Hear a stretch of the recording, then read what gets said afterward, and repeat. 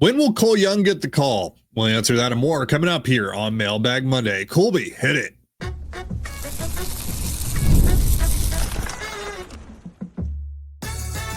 You are Locked On Mariners, your daily Seattle Mariners podcast. Part of the Locked On Podcast Network, your team every day. Ahoy, sailors. It is Monday, May 26, 2025. This is Tony Gonzalez and Colby Patnode for the Locked On Mariners podcast, part of the Locked On Podcast Network, your team every day. As always, if you want to hear from me and Colby even more and help support the show, you can check out our Patreon. All you have to do to check that out is click the link in the description of this episode. Let's open up the mailbag like we do here every Monday and answer some of your Mariners questions, starting with 509 Hawk fan who wants to know, not next week, and I assume they mean this week, when for Cole Young. Colby, this is something that we've talked a lot about on our Patreon show. A lot of factors that come into play here with potentially calling up Cole Young, right? Yeah, I think kind of the popular theory right now is that the Mariners are trying to avoid Super 2 status with Cole Young, and if they don't call him up for another, I don't know what it is right now, I think it's another 10-ish days, 2 weeks, give or take, then there's basically no shot that he will come up to Super 2 status, and the Mariners can save a little bit of money down the line. So I think that's the popular theory right now. Now, Colby, real quick, before we move forward, what is Super 2 status for those that might not know?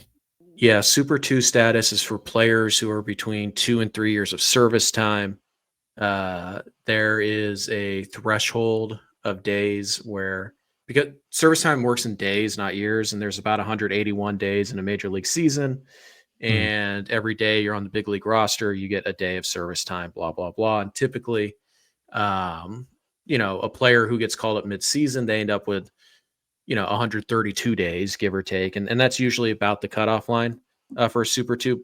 But a Super 2 status is basically they take the top, right now it's 22% of the players who are between 2 and 3 years of service time, and they get an extra year of arbitration. They get to start the arbitration process early.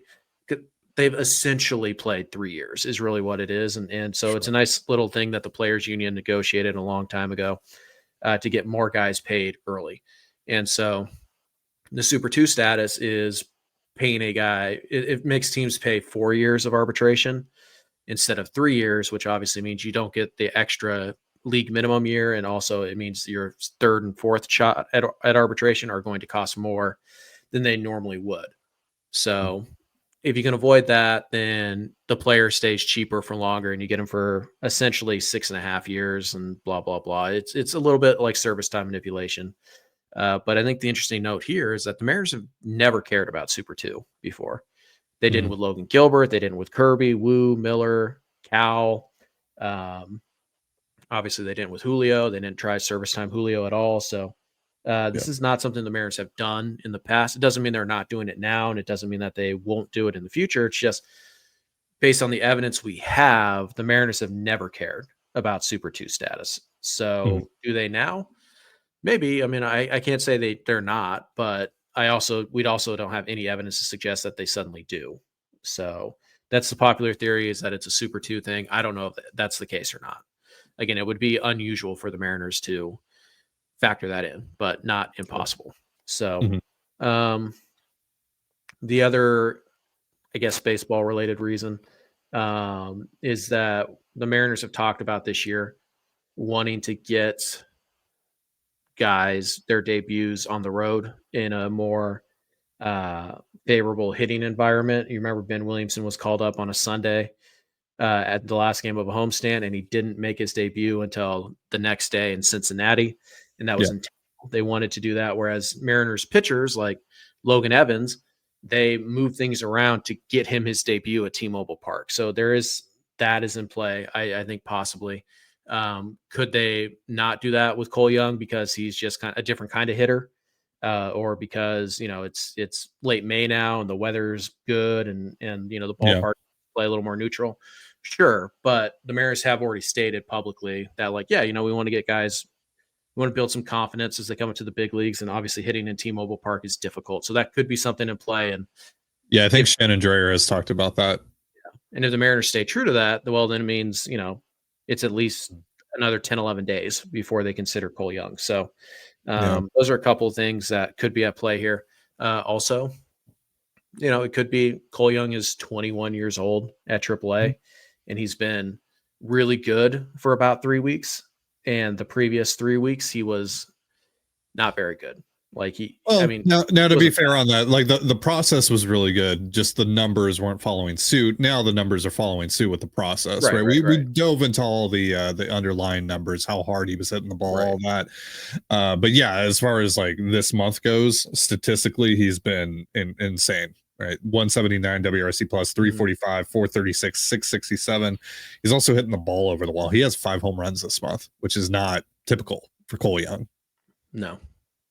It looks like he's made a little bit of a change there too, to get more loft on the baseball. But yeah, I mean, obviously he's been great. And I think he's only struck out like 6 times in his last 20 games. Like, and he has only struck out 7 times in the month of May. Yeah. Yeah. So like, and again, it's not like he was striking out a ton to begin with, but yeah, I think maybe this might just be like, let's keep him hot. Let's keep him rolling. And we'll see how he looks in a couple weeks. And at that point we might be willing to take a shot. So yeah, it could be they're trying to avoid Super 2 status. Seems unlikely, but I can't rule it out. It could be that they just don't want, him to make his debut at home like they didn't with Williamson.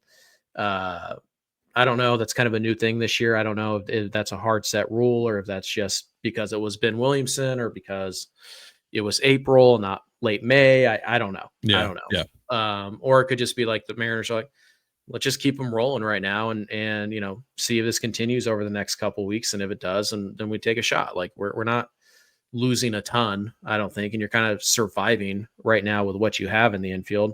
Let's not push it. But yeah, I don't know when it's going to happen, but there are quite a few factors that are going into this, and it could happen tomorrow. It could happen in 2 weeks. I really don't know when it's going to happen. So I don't have a great answer for that question. Yeah, I'd like to see it happen soon. It does seem like we're getting really close. But yeah, maybe they wait until they head back out on the road after this homestand. It's going to be a little bit of a longer homestand too, so you're probably going to have to wait about a week and a half till they're back on the road. Yeah, it's 2 off days at home on this homestand, so it's I think 9 games in 11 days before they head back out. So yeah, it would be next Thursday, Friday, not this week. But again, that's only if they stick to that rule, right? So yeah, we'll see if that's actually something that factors in here with the decision on Cole Young, but he is hitting the ball incredibly well right now, and the Mariners could honestly use a little bit of a jolt offensively. So bringing up one of your top prospects could certainly help with that. We'll see. What so long as he's playing every day. Yeah, absolutely. And at the very least with Cole Young, it's a much different situation than with Harry Ford. You can easily get him playing every day. Yeah. All right, we are going to answer the rest of your questions in just a moment, but first a reminder, this episode of the Locked On Mariners podcast is brought to you by FanDuel. The NBA playoffs are in full swing, and every night delivers highlight-worthy performances, major momentum shifts, and can't-miss moments. Whether it's a game-winning shot or a breakout player, there's never been a better time to get in on the action. FanDuel makes it easy to stay in the game before tip-off and live. With player props, performance trends, and same-game parlays, fans have more ways than ever to play smart and win big. If you think the Pacers are going to finish off the Knicks or Anthony Edwards is going to have a big game against OKC, you can bet on it all at FanDuel. And if you're new to FanDuel, that's even better. It's the perfect time to sign up. Head to FanDuel.com and place your first $5 bet, and if it wins, you'll get $200 in bonus bets. So make every moment more with FanDuel, official sports betting partner of the NBA. And you're listening to the Locked On Mariners podcast. It is Mailbag Monday. By the way, for instant reactions following every Mariners game, be sure to tune in to the Mariners postcast with Anderson Hurst and Christopher Crawford, available on both the Locked On Mariners YouTube and podcast feeds. Rayleigh fan wants to know, who should get sent down once Bryce Miller is activated from the IL? Do you send down Hancock/Evans or a reliever to run a 6-man rotation? So it seems like the 6-man rotation is going to happen. with the way that Bryce Miller was talking after his up and down live BP that he threw on Thursday, Friday, whenever it was. Friday. Yeah, so he said that he's on a 6-day timeline. Same as George Kirby. So that seems to indicate to me that we are heading for a 6-man rotation when Bryce is activated off of the IL. So the conversation about who stays, who goes between Hancock and Evans, I think that's going to be put on hold until Logan Gilbert is eventually able to go, or the Mariners just deem that the 6-man rotation isn't something that they want to do anymore, that they feel that, Miller and Kirby can go once every 5 days. So yeah, though to just answer that quickly, I think we can anyway. Once that decision comes, once they have to kick someone out of the rotation, it's going to be Logan Evans that gets sent down. Emerson Hancock's going to stay in the rotation. Yeah, I don't have a strong preference either way. I thought Hancock was, I don't want to say disappointing, but didn't quite build on the hype after that San Diego start. But yeah, I think they're going to run with a 6-man at least for a little while. Maybe not all year, but I think when pitching's as important to you as it was or as it is, and you've already had the injuries of Gilbert and Kirby and Miller, and now Woo's not exactly the beacon of health either. So I think there's some value to it. I don't know if I want to do it all season, but for a month or so, I think there's some merit to it. And the way Hancock is throwing the ball, like it's not likely to be a disaster, especially when you compare how Hancock's throwing the ball to like Bryce Miller right now. So I think it'll be a 6-man, and the guy they'll kick out of the bullpen will probably be Blas Castano.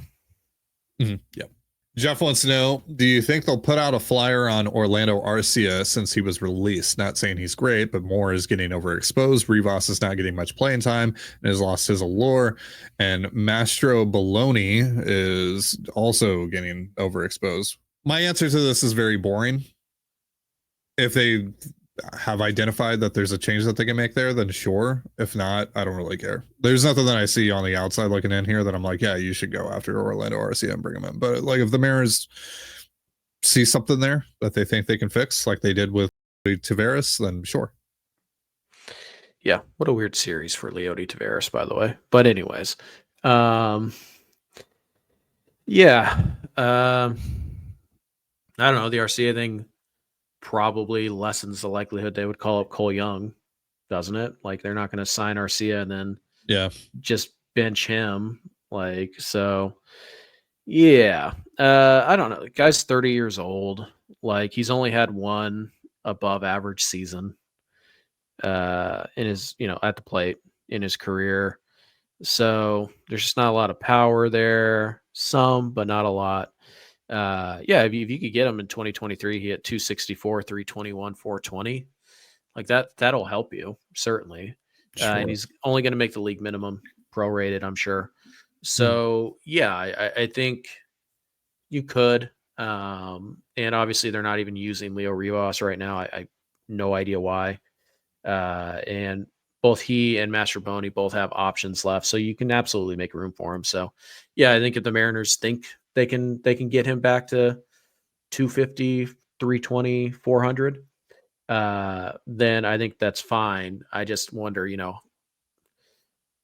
how much of an upgrade is he really over Leo Rivas and what you have right now, and how much is he going to play? Because he's also going to be looking for opportunity to play, and you might not be able to offer it to him. So I mean, if he gets to a point where he wants to, or he's open to signing a minor league deal, then sure, just stash him in AAA. I mean, we've talked about how with all the injuries that the Mariners have sustained, that they kind of have to, or that they kind of need to replenish their depth, their immediate, depth down in AAA. So if that's an opportunity that presents itself to you, sure. But in terms of adding him to the major league roster, I don't see anything here that I'm like, yeah, you got to go out and get that guy. But hey, maybe the Mariners feel differently. Yeah, I mean, I am not as intrigued as I was with Leody when he was waived, but I was surprised the Mariners claimed him. Mm-hmm.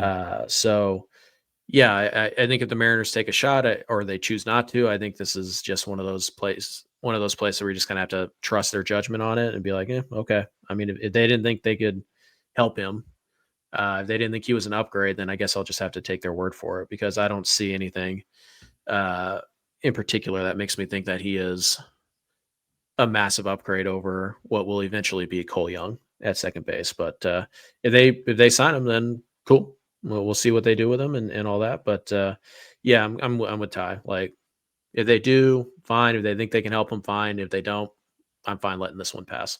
What about Seth Brown? Aaron wants to know about our thoughts on Seth Brown. Any chance of snagging him? He's played a bit of first base in the past and cannot be possibly any worse than Solano, can he? It's funny because we've talked a lot about Brown on the show and on our Patreon. He's been our like off-season plan, or at least been part of the conversation for our off-season plan the last 3 years. Yeah, but I think you look at him now, he hasn't been very good over the last couple of years, even at his calling card, which has been hitting righties. He not great against righties anymore. He could play some outfield, which is nice. And I use the term play loosely. He can stand out there, play some first base. Again, this is a guy that made a lot of sense for the Mariners, but the Mariners kind of got a younger, well, actually, I don't even know if he's younger, but they got a better version of that a few years ago in Luke Raley. And you kind of look at what they're doing with Tavares and what they're doing with Rowdy. Brown is 32 years old, by the way. So yeah, Raley is younger. Yeah.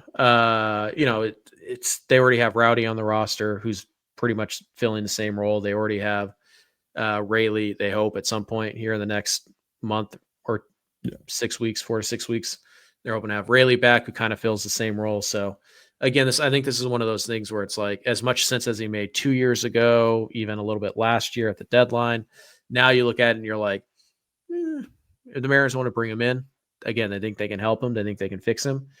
Sure. But with Polo having to DH, and with Brown and Rowdy being roughly the same player, and with Tavares, at least giving you defense and actually starting to heat up a little bit himself, I just don't know if there's enough at bats for Brown. But again, if the Mariners want to take a shot here, and they think they can quote unquote fix Seth Brown, then that's fine. I think that totally makes sense, and I think they can take a shot on that, but I just don't see a fit on the roster the way it's currently constructed. You're listening to the Locked On Mariners podcast. It is Mailbag Monday. Let's get into your final couple of questions here. Vert wants to know, is Harry Ford best leveraged as a trade for a midseason acquisition at this point? He's had a great season so far, but I think his talent being used as a backup catcher for us seems wasted, even without Garver in the mix next year. He pretty much hit the nail on the head there. If you're going to call up Harry Ford right now, which I know is something that a lot of people want the Mariners to do, you need to play him with regularity. Now, obviously, Mitch Garver has kind of played with regularity over the last few days because they've seen a few lefties. He's been able to pinch hit. He's been able to have some DH days where he started at catcher. And he's looked good. And he's looked fine. He's 6 for 17 on the road trip. Yeah, he's been. Mitch Garver is a fine backup catcher. He's not great. He's not necessarily good. He's just a fine backup catcher. He's an incredibly overpaid backup catcher. Sure. If he was making $4 million, we'd be looking at him as like one of the best backup catchers in baseball. Yeah, because he's about a league average bat. He's a slightly below average defender. Got some pop, hits lefties, blah blah blah blah blah. But he's making 13, so he's a bum. Seems to be the general idea. He needs to hit for more power, especially against lefties, especially if they are going to use him as a platoon with Jorge Polanco at DH right now. So look, if you wanted to have Harry Ford instead of platoon with Jorge Polanco, fine. But again, that's a weak side platoon. How many lefties are you actually going to see? Now, you're going to see 2 lefties in this series against the Nationals, and you saw 2 lefties in this series against the Astros, but that's not typical. Right? Most of the time you're going to see right-handed pitchers, and therefore, what are you just going to keep Harry Ford on the bench in those situations? Because right now, as things currently stand, Harry Ford hasn't been used at a different position down in the minors. You're not going to just ask him to learn a new position to be able to get him in the lineup at the major league level. You're not going to do that. So right now, if you called up Harry Ford, he can only catch or DH. So how exactly are you going to deploy him?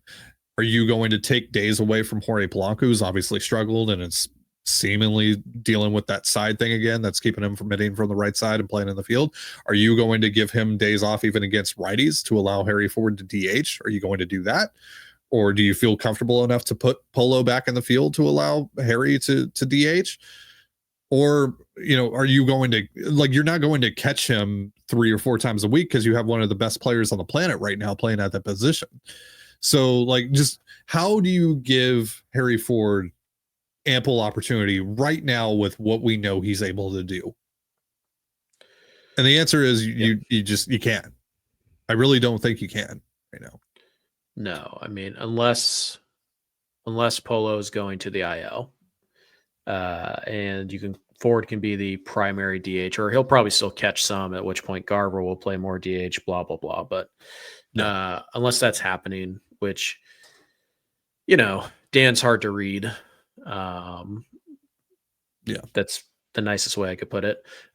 So who knows if that's on the table? I don't know, but it does seem like, hey, we got 4 of the next 5 games are lefties, and Polo's not going to play against them anyways.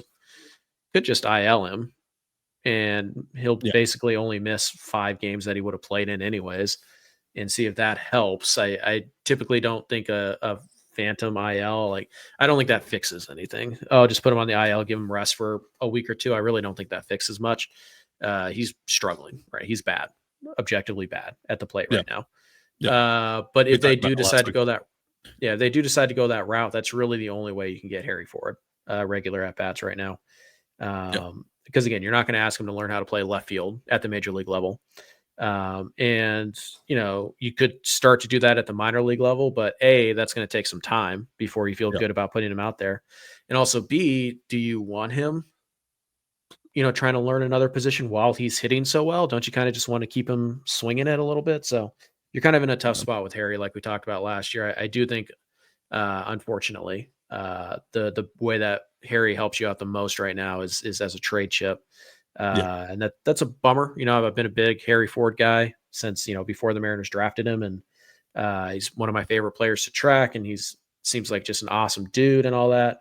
But it's a business. And so I'd love to see Harry play at least 1 game with the Mariners, but I just don't even know how you accomplish that right now without either hurting him or hurting somebody else on the team who doesn't really need to be replaced or anything like that. So you're kind of in a weird spot with Harry Ford. So yeah, I do think ultimately your best bet for him to help the 2025 team is via trade. After this year, Garver's off the books. You can start giving Ford, reps in the outfield and all that in the off season, and he can still catch a little bit and do that. Then fine. If he gets through this year, Ford fits on the roster. But right now, there's no reason to get rid of Garver. There's no DH at bats to give him as things stand right now, and you're not going to ask him to change positions mid-season while he's raking in AAA. So, yeah, I think the best way the only way he'll impact the 2025 team is either an injury, or as a trade chip. Yeah, and if you view him as more of a trade chip, you should probably just allow him to keep on hitting. Ada wants to know, rank each level of the M's minor league system by future value plus predict same ranking after the trade deadline if you have time. I think this is pretty simple. Everett number 1, Tacoma 2, Modesto 3, maybe Modesto 2 because Feldman and Sloan are there. No. Yeah, Modesto 3, and then Arkansas is pretty clearly 4. Yeah, Arkansas is really good AA team, though. They're one of the best teams in the Texas League, despite not having. Now, it's funny, post deadline, post draft, Arkansas is probably going to be number 1. Because I imagine at this stage, Arroyo, Laz, Emerson, probably Senja too. They're probably all going to be a AA at some point this year. Farmello, maybe.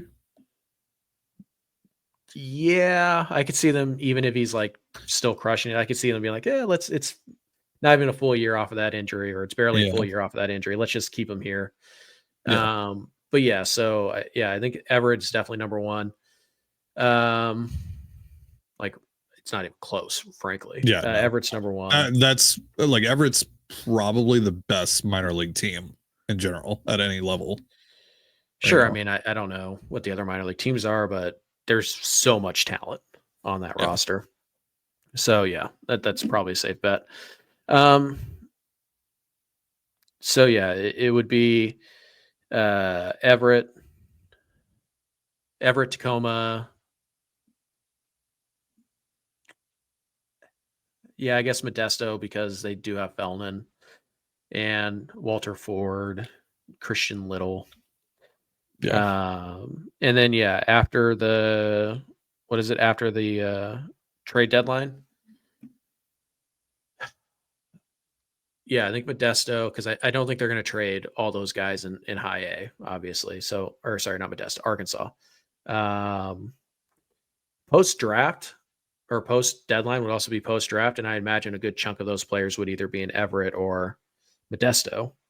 So at that point, and then I think in AAA, Ford and Young are either traded or they're up. So yeah, I think AA will be the answer post deadline, and then I think it'll probably be, I'll say Modesto followed by Everett, and then maybe Tacoma. Because, it just depends on like if they draft like Jamie Arnold right at 3, he's probably going to Arkansas, or he's probably not going to pitch. Yeah, that's what I was saying. Is like he's probably not on a team. Like they might just have him rest for the rest of the year. They've done that with a lot of their pitchers that they've drafted, whether they're out of college or out of prep ball. So yeah, there's a decent chance that if they or like Seth Hernandez or whatever, right? They take a picture. There's a decent chance that they might not pitch for the organization this year, or they might only pitch like once. They might throw a couple innings and that's it. I mean, at most they're gonna get like 15 innings. So it also depends on that, right? Mm-hmm. But yeah, it's going to be Arkansas because just everyone's going to get bumped up from Everett, and Everett is so good. Yeah. So yeah, just kind of like the transition of power goes from Everett to Arkansas there, and then at that point we just have to see like who actually plays in the organization from the draft class and who doesn't. So maybe Modesto too. I think Tacoma, because Young's going to be up with the club, presumably. Yeah. And Ford probably gets traded as long as the Mariners are in striking distance of making the playoffs. I mean, even if he's not, though, like if Young's up with the big league team, we're talking about future value. There's like one legit, like fringe top 100 prospect on that roster without Cole Young. Yeah. And that's Harry Ford. It's not Locklear, obviously. I mean, that doesn't mean Tacoma's going to have a bad roster. It just future big leaguers, any all-stars on that? No. I mean, Locklear's not that guy. Samad Taylor, like, no. So, I think Tacoma's probably going to end up being dead last in August. But they still might be good. But you don't care if Tacoma's good. You care if there's, exciting prospects there. And I kind of doubt it. That's going to do it for our show. Thank you so much for joining us here on the Locked On Mariners podcast. For Colby Patnode, I'm Titan Gonzalez. Be sure to give us a follow on Twitter at LO_Mariners. You can follow me at Titan Gonzalez and Colby at CPAT11. That's CPAT11. We're also on Blue Sky. You can follow me at TDG, Colby at MLB Colby, and the show at Locked On Mariners. You can also find us on Instagram and TikTok at Locked On Mariners. Have yourself a beautiful baseball day, and we'll see you next time. Peace.